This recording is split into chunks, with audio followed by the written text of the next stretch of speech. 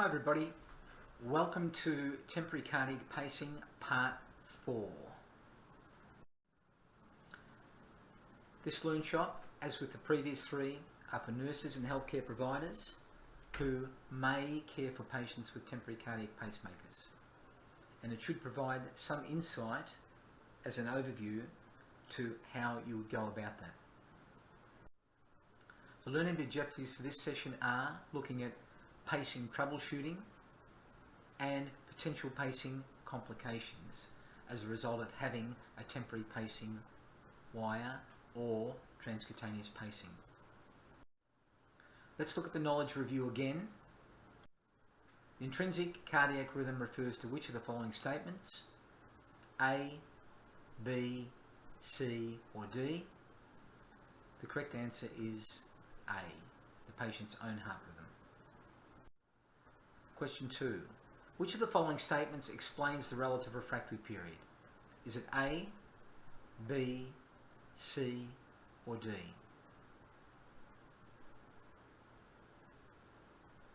The correct answer is all of the above.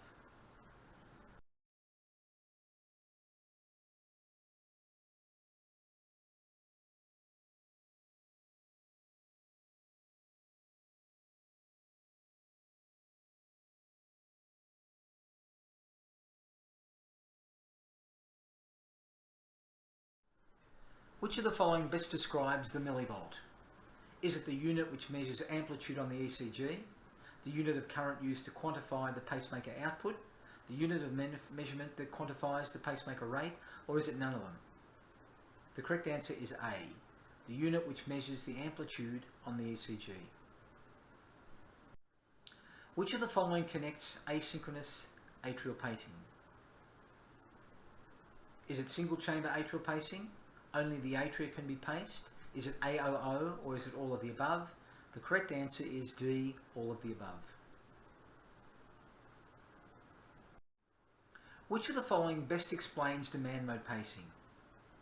Is this when pacing only occurs if the heart rate falls below the set pacemaker rate? Is it when the nurse demands the patient must be paced? Or is it when the patient demands the doctor pace them? Or is it none of the above? The correct answer is A, pacing will only occur if the heart rate falls below the set pacemaker rate. What's AV sequential pacing then? Is it similar to intrinsic pacemaker activity? Is it when the atria are depolarized first and then the ventricles? Is it atrial systole, which is prior to ventricular systole, or is it all of the above? The correct answer is, yeah, it's all of the above. Which of the following statements is true? A, electrical capture is the same as depolarization. B, one-to-one capture is when the pacemaker spike is followed by a P wave or QRS complex, or both. C, electrical capture doesn't guarantee cardiac output, or is D, all the above are true? The correct answer is all the above are true. Which of the following pertains to the intrinsic cardiac pacemaker? Is it the SA node, AV node, bundle of His or Purkinje fibers? The intrinsic pacemaker, the primary pacemaker, is the SA node, the sinoatrial node. Which of the following does the P wave represent? Is it atrial depolarization, nodal depolarization, ventricular depolarization, or all of the above? The correct answer is atrial depolarization. Let's look at these pacemaker rhythms again. Can you name it? This is atrial pacing, which could be AOO or AAI. What about this one? This is ventricular pacing, which could be VOO or VVI.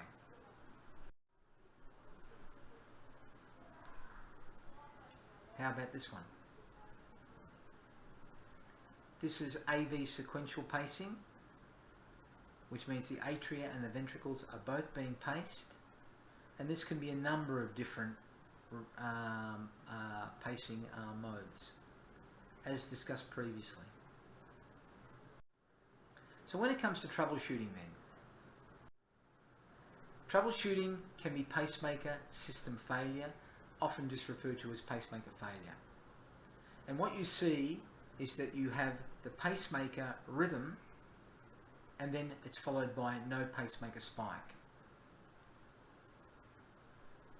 The causes could be the battery is depleted, you accidentally turn the pacemaker off, you've got faulty cable connections, they could be fractured, it could be dislodged.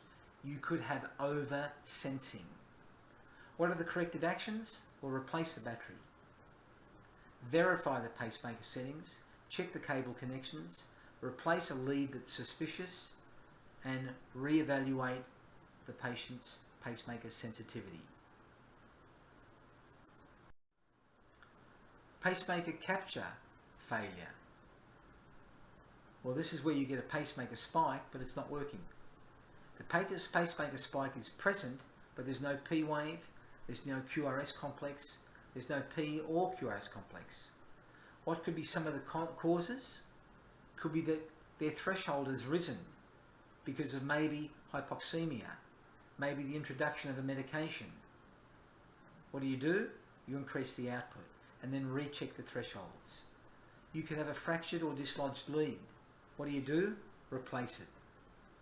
The battery could be depleted. Replace the battery. The QRS is not visible on the ECG monitor or recording. Adjust the ECG size. The tissue is refractory, meaning that it's not responding. So assess the mode selection.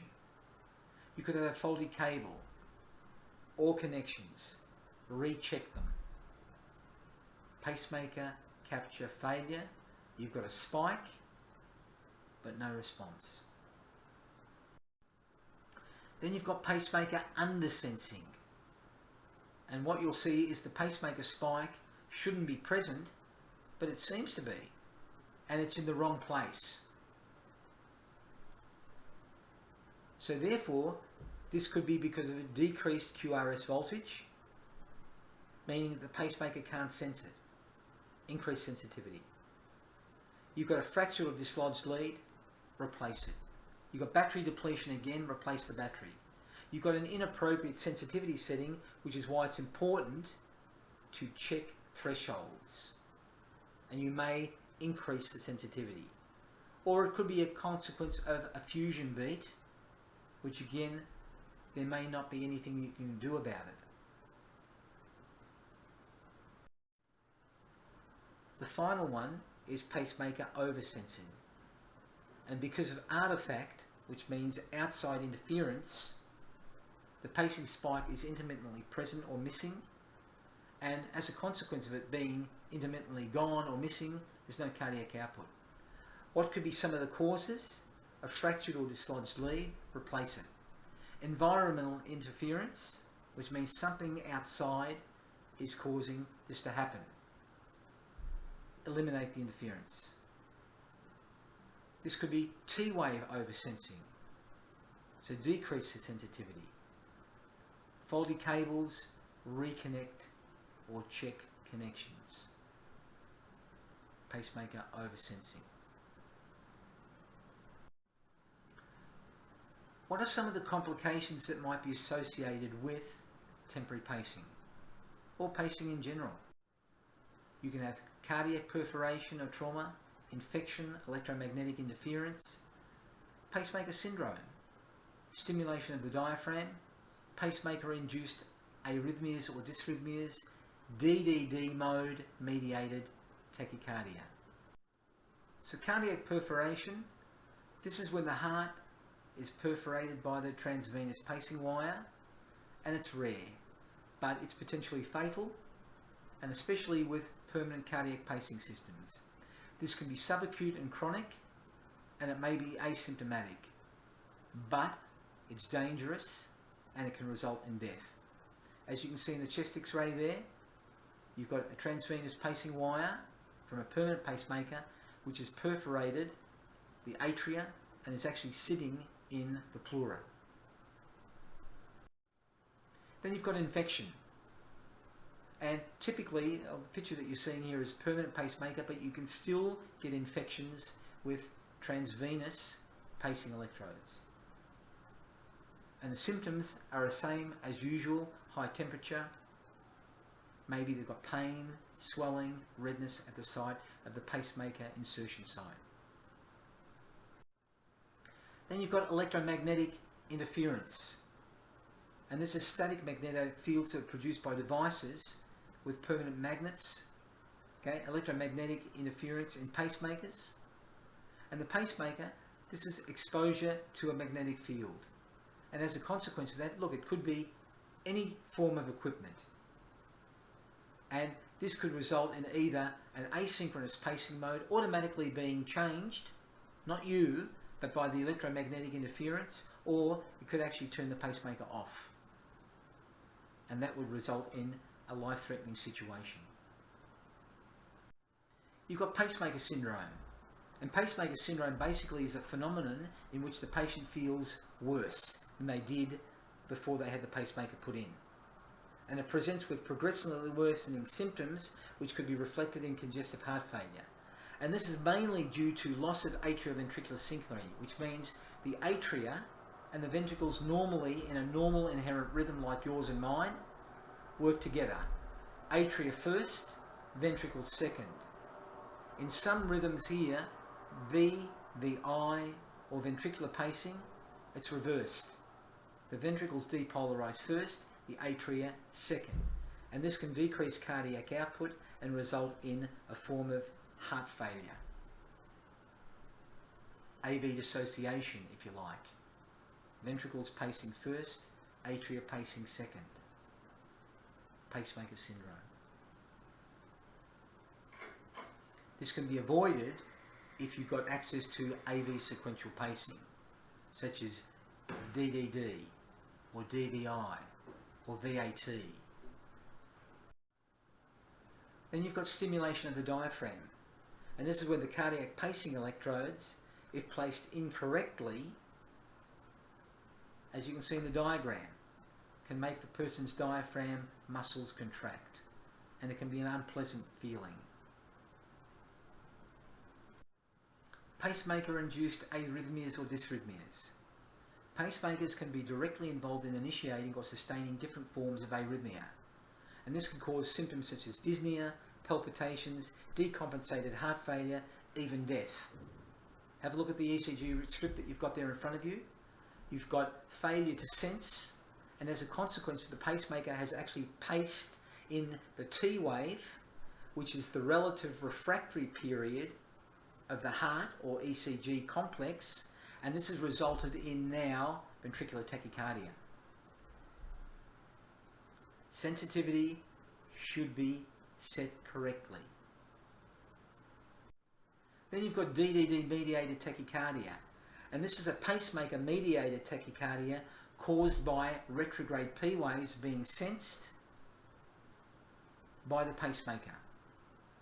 And what happens is the pacemaker then senses that the P wave is in the wrong place, but it doesn't know that, and it will automatically time ventricular depolarization of that P wave, and this can result in a pacemaker mediated ventricular tachycardia. Okay, that concludes part 4 of the temporary cardiac pacing Learnshop. Now review the final one, part 5. And as I've mentioned previously, if you found this of any value, please pass it on to your colleagues in healthcare. Thanks. See you in part 5.